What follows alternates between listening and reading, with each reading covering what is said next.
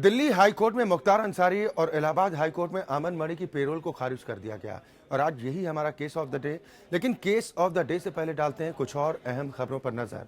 विजय माल्या से कर्ज वसूली के मामले में बैंकों के समूह की याचिका पर सुनवाई के दौरान बेंच ने कहा कि यह मामला प्रधान न्यायाधीश के सामने रखा जाना चाहिए।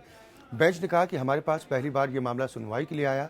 जानकारी में आया है कि एक अन्य मामला भी कोर्ट में लंबित है और इसीलिए ये तय कर लें कि दोनों मामले इस बेंच को सुनने हैं या फिर ये मामला भूलवश इस बेंच में लगा है। इस मामले में सुनवाई अब शुक्रवार यानी कि 3 मार्च को होगी।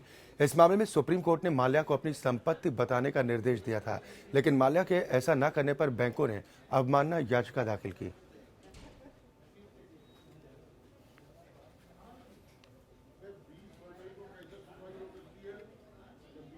और द भारतीय डांस बार गर्ल्स एसोसिएशन ने महाराष्ट्र सरकार के नए कानून को सुप्रीम कोर्ट में चुनौती दे दी। कोर्ट मंगलवार को इस मामले में सुनवाई करेगा। पिछली सुनवाई में सुप्रीम कोर्ट ने कहा था कि डांस बारों में डांस के वक्त पैसे फेंकने की इजाजत नहीं दी जा सकती। ये महिलाओं के गौरव, सभ्यता और शिष्टाचार के खिलाफ। सुप्रीम कोर्ट में महाराष्ट्र सरकार की उस दलील को भी ठुकरा दिया गया था जिसमें यह कहा गया था कि मामले को बॉम्बे हाईकोर्ट भेजा जाना चाहिए। सुप्रीम कोर्ट ने कहा था कि नया एक्ट सुप्रीम कोर्ट के फैसले पर ही वैधानिक तरीके से लाया गया, जब सुप्रीम कोर्ट ने कहा कि डांस बारों पर प्रतिबंध मौलिक अधिकारों का उल्लंघन है और इसीलिए इस नए एक्ट को चुनौती देने वाली याचिका को सुप्रीम कोर्ट में ही सुना जाएगा।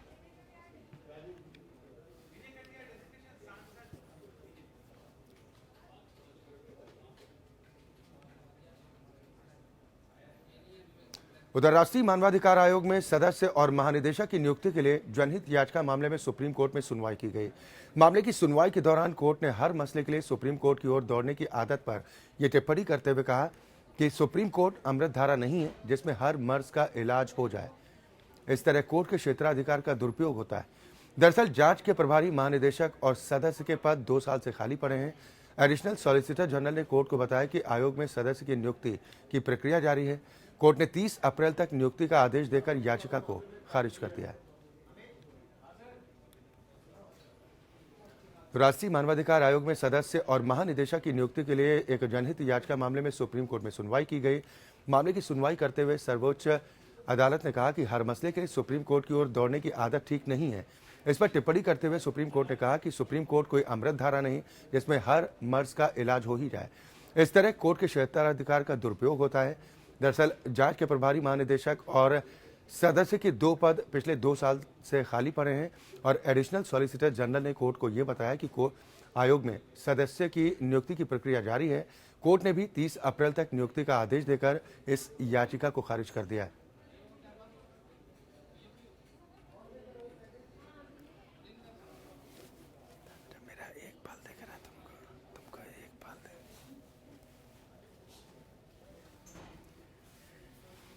क्या तो सुप्रीम कोर्ट ने इस पूरे मामले को लेकर टिप्पणी की है कि क्या सुप्रीम कोर्ट कोई अमृत धारा है जहां पर हर मर्ज का इलाज किया जाए। सुप्रीम कोर्ट ने कहा कि इस तरह से दुरुपयोग होता है। साथ ही निर्देश भी दे दिए हैं कि 30 अप्रैल तक जो खाली पद हैं इन पदों को भरा जाए। राष्ट्रीय मानवाधिकार आयोग में सदस्य और महानिदेशक की नियुक्ति के लिए जनहित याचिका मामले में सुप्रीम कोर्ट में आज सुनवाई की गई थी और मामले की सुनवाई के दौरान कोर्ट ने हर मसले के लिए सुप्रीम कोर्ट की ओर दौड़ने की आदत की टिप्पणी उस पर करते हुए कहा कि कोर्ट कोई अमृत धारा नहीं।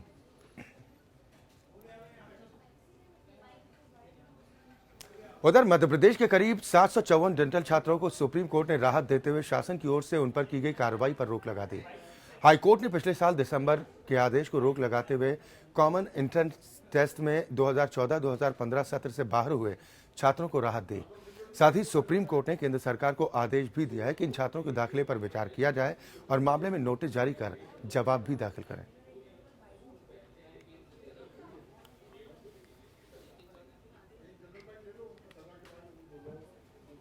और इधर नर्सरी एडमिशन को लेकर दिल्ली सरकार को एक बड़ा झटका लगा है। दिल्ली हाईकोर्ट ने मामले में दिल्ली सरकार की अपील को खारिज कर दिया।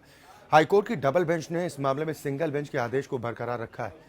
दिल्ली सरकार के नर्सरी एडमिशन से जुड़े 7 जनवरी के नोटिफिकेशन पर स्टे भी बरकरार रहेगा। इसका मतलब यह है कि इस साल नेबरहुड क्राइटेरिया के आधार पर नर्सरी में एडमिशन नहीं होगा। हाईकोर्ट का यह आदेश डीडीए लैंड पर बने प्राइवेट स्कूलों के लिए बड़ी राहत है। इससे पहले 16 फरवरी को दिल्ली हाईकोर्ट की सिंगल बेंच ने नर्सरी पर बड़ा फैसला सुनाते हुए दिल्ली सरकार के 7 जनवरी की नोटिफिकेशन पर स्टे लगा दिया था। इसके अलावा कोर्ट ने सरकार के नेबरहुड क्राइटेरिया को भी रद्द कर दिया था। चंदन गोस्वामी इस खबर पर ज्यादा जानकारी के साथ जुड़ रहे हैं, इंडिया लीगल रिसर्च फाउंडेशन के सदस्य हैं। चंदन, इससे पहले भी जो नेबरहुड क्राइटेरिया था उसको लेकर कोर्ट की तरफ से स्पष्ट कर दिया गया था कि ये तरीका ठीक नहीं है, ये अन्याय होगा उन अभिभावकों के साथ जो अपने मनचाहे स्कूल में अपने बच्चों को पढ़ाना चाहते हैं। उसके बावजूद दिल्ली सरकार इस पर बैकफुट पर लौटने को तैयार नहीं है। आज की कार्रवाई के दौरान क्या कुछ माननीय अदालत की तरफ से कहा गया है इस पूरे मामले को लेकर? देखिए, इसमें आज ऑर्डर पास होना था और ऑर्डर में गवर्नमेंट की तरफ से जो याचिका थी उसको खारिज कर दिया गया। इसके पहले के आर्गुमेंट्स में ये सब बोला गया था, एक गांगुली कमेटी की रिपोर्ट थी, उसके बारे में काफी लंबे लेंथ में डिस्कशन किया गया था और ये बताया गया था कि पब्लिक इंटरेस्ट में इन स्कूल्स को हम कंफाइन नहीं कर सकते हैं। उसके पहले सरकार की तरफ से जो माननीय एएसडी महोदय थे उन्होंने बताया था कि वो रिजर्वेशन मांग रहे हैं, लेकिन सिर्फ उन अनरिजर्व कैटेगरी के लिए मांग रहे हैं जिनकी सूची में नाम नहीं रहता। बिल्कुल चंदन, आपने दिल्ली सरकार के अधिवक्ता से जानने की कोशिश की है कि सिंगल बेंच की तरफ से तो उन्हें झटका पहले ही लग चुका है, अब डबल बेंच की तरफ से भी उसी आदेश को बरकरार रखा गया है।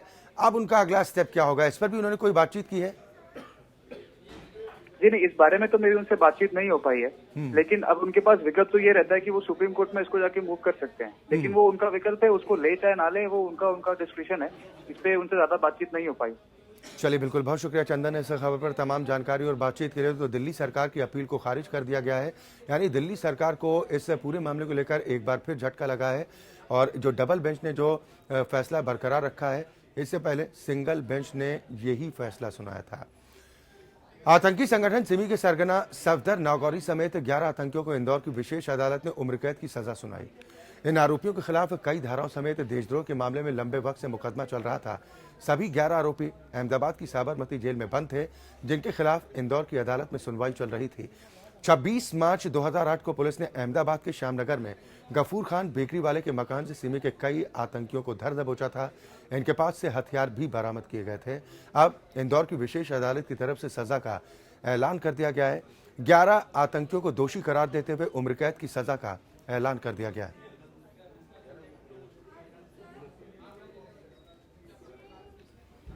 उधर राजस्थान में विशेष पिछड़ा वर्ग यानी कि एसबीसी के तहत आरक्षण के लिए आंदोलनरत गुर्जर समाज ने फिर से सुप्रीम कोर्ट का दरवाजा खटखटाया।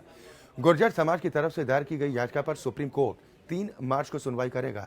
याचिका में एसबीसी आरक्षण में छूट देने की मांग की गई है। इसमें कहा गया है कि आरक्षण के पूर्व प्रावधान के तहत प्रक्रियाधीन नियुक्तियों में गुर्जर समाज के अभ्यर्थियों को छूट दी जानी चाहिए। पिछले साल दिसंबर में राजस्थान हाईकोर्ट ने गुर्जर आरक्षण मामले को लेकर एक बड़ा फैसला सुनाया था।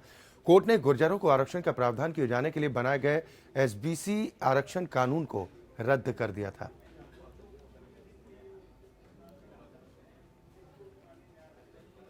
बात करेंगे केस ऑफ द डे की।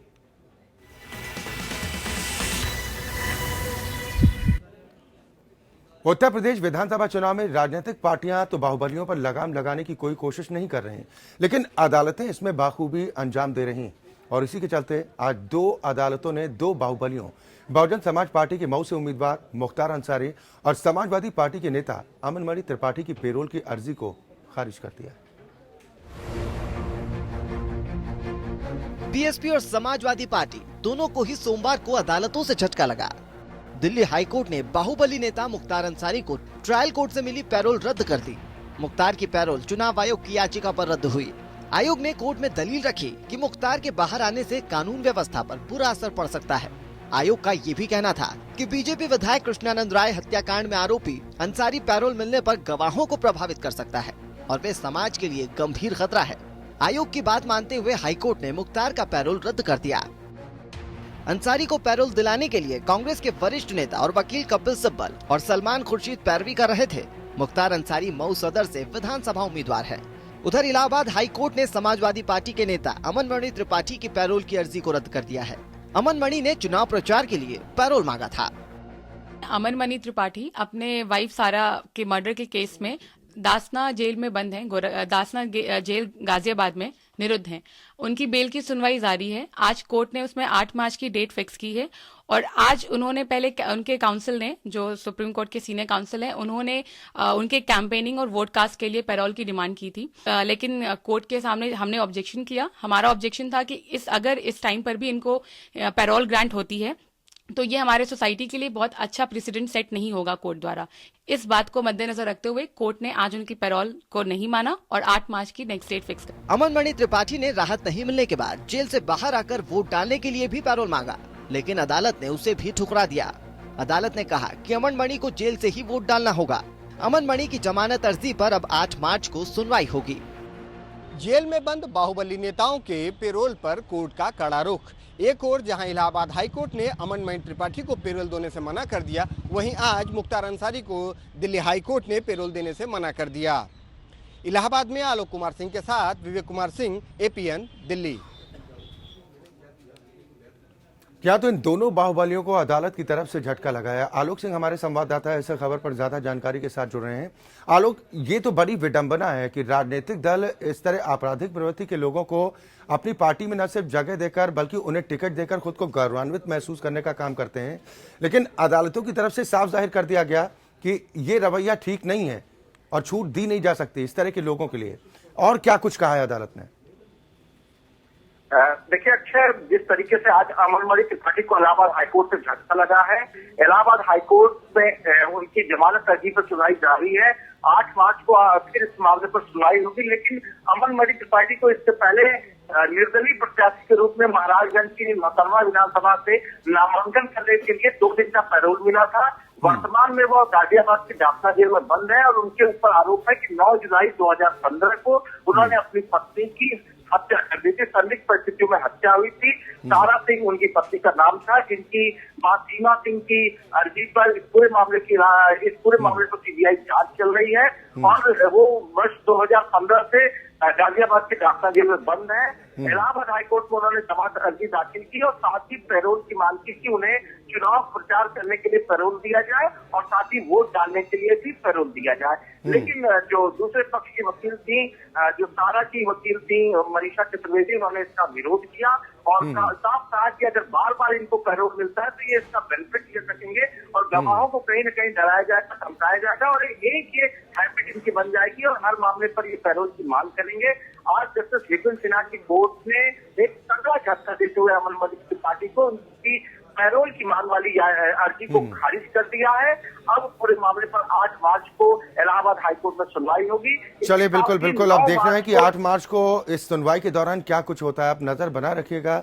बहुत बहुत शुक्रिया फिलहाल आलोक, इस खबर पर तमाम चर्चा और बातचीत के लिए।